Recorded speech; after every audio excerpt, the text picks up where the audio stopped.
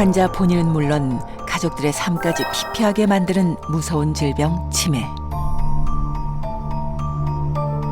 일본의 경우 치매 가족을 돌보며 쌓인 경제적, 육체적 피로감에 간병 살인이라는 신조어까지 생겨났습니다.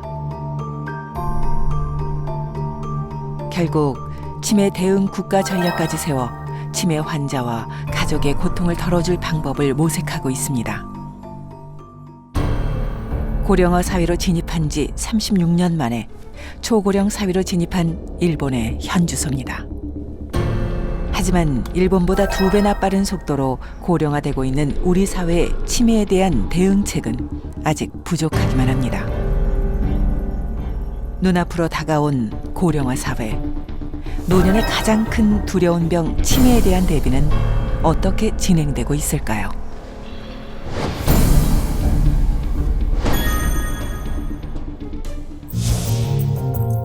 점점 기억이 사라지며 자신의 모습을 잃어가는 초기 치매 환자. 일상생활에 불편을 겪고 있지만 신체 기능은 정상이라는 이유로 그들의 보호는 오로지 가족의 몫으로만 남겨져 있었습니다. 가정 전체가 정신적, 경제적, 심리적 어려움에 빠지는 불행을 막기 위해 지난해 7월 초기 치매 환자를 보듬을 수 있는 제도가 마련됐습니다.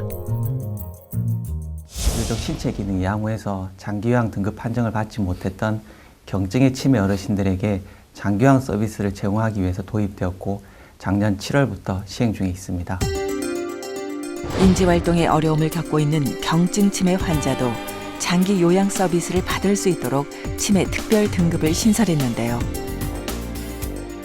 신체가 불편하지 않다는 이유로 모든 치료 비용을 본인이 감당해야 했던 경증 치매 환자도 제도의 도움을 받을 수 있게 된 겁니다. 앞에 보시면 그렇다면 과연 경증 치매 환자는 어떤 서비스를 받게 될까요? 3. 장기요양 5등급에서 제공하는 인지활동형 프로그램은 경증의 치매 어르신들이 인지 기능이 저하되는 것을 막고 그리고 잔존 기능을 유지 향상할 수 있도록 그리고 가정 내에서 최대한 일상생활을 스스로 영위하면서 지내실 수 있도록 그런 예방 차원의 서비스라고 보시면 되겠습니다. 강동구의 한 치매 지원센터. 이곳에선 신체적 기능에 불편은 없지만 기억과 인지의 문제를 겪고 있는 초기 치매 환자들을 위한 치료가 이루어지고 있습니다. 무슨 13년? 2년 전 치매 판정을 받은 박병수 씨. 자신이 치매라는 사실을 안 이후 그의 삶은 급격히 변해갔습니다. 언제 어디서 기억을 잃을지 모른다는 불안감에 사회생활은커녕 집 밖에 나서는 것조차 두려워해야만 했습니다. 여기서 오는 사람들은 어디 갈 데가 없어요. 아버님 하나만 골라주세요. 치료를 받고 싶었지만 가족들에게 부담을 줄까 두려워 그마저도 선택할 수 없었다는데요. 하지만 지난해 장기 요양 서비스를 받게 되면서부터 그의 삶은 180도 달라졌습니다.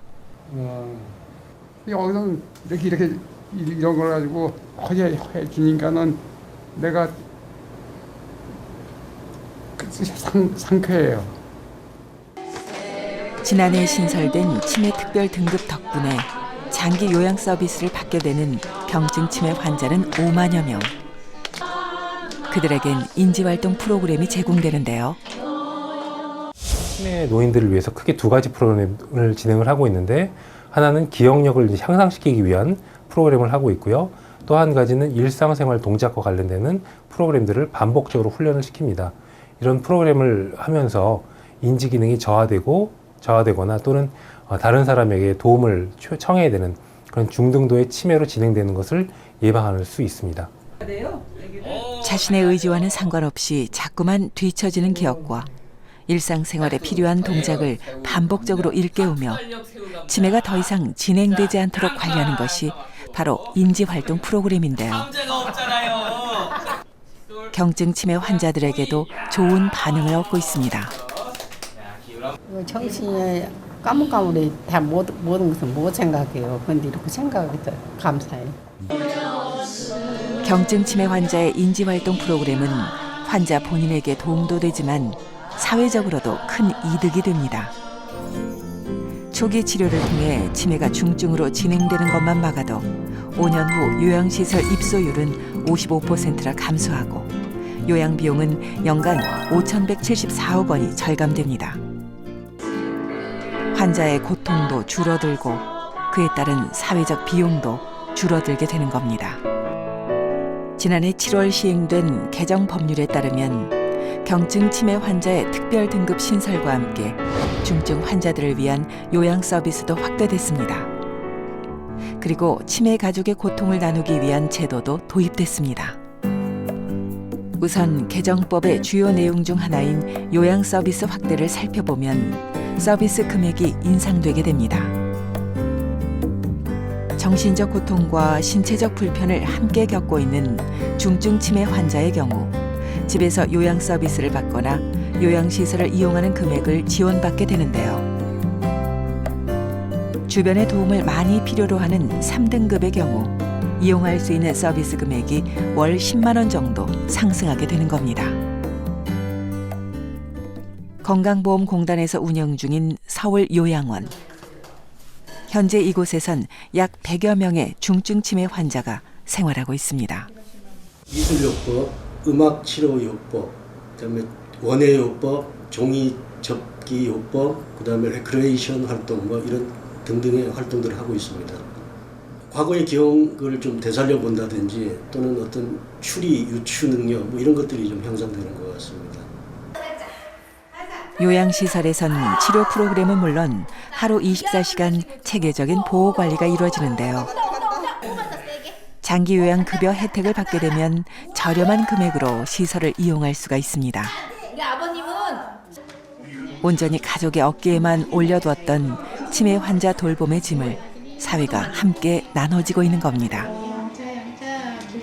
요양 시스템이 작동됨으로써 그런 개인적으로 행해져야 할 효를 이렇게 사회적인 효로 이제 전환돼서 행해지다 보니까 이런 개인적인 고통들이 이런 시스템 안으로 전부 흡수되다 보니까 굉장히 긍정적인 그런 사회적인 분위기를 만드는데 서울요양원은 일조하는 것 같습니다.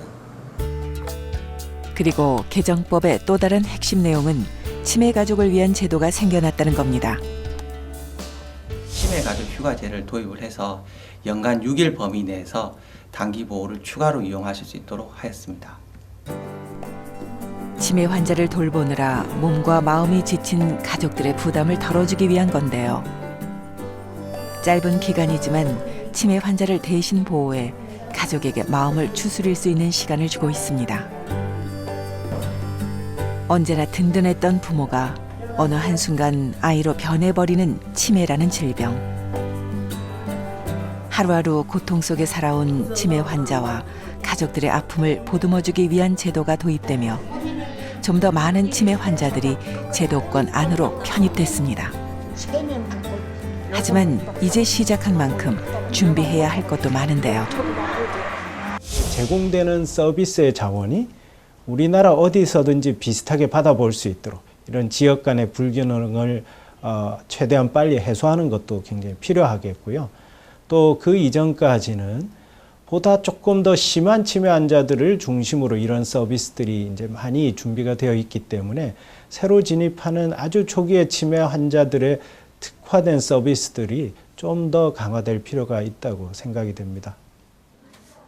전국의 치매 환자들에게 비슷한 수준의 서비스를 제공하기 위해선 시설 확충이 필요하다는 지적입니다. 향후 치매 환자 증가 등에 대비해서 일부 취약적에 대한 건립비 지원 등을 통해서 주야간 보호시설들을 지속적으로 확충해 나갈 계획에 있습니다. 그리고 또 하나 해결해야 할 문제가 남아 있습니다. 요양보험제도가 초기 치매 환자를 대상으로 많이 확대됐지만 아직도 그 혜택을 받지 못하는 사각지대가 존재하기 때문에 요양보험의 급여 대상을 점진적으로 확대해가는 노력은 여전히 필요하겠고, 노인장기요양보험법이 개정되면서 5만여 명의 경증 치매 환자들이 제도의 도움을 받을 수 있게 됐습니다. 하지만 아직도 증상이 미약하다는 이유로 장기 요양 등급을 받지 못해 혜택을 받을 수 없는 사각지대 역시 존재하고 있습니다. 그들을 제도 안으로 받아들일 방법은 없는 걸까요? 들은다. 한 사회공헌재단에서 마련한 주간보호센터.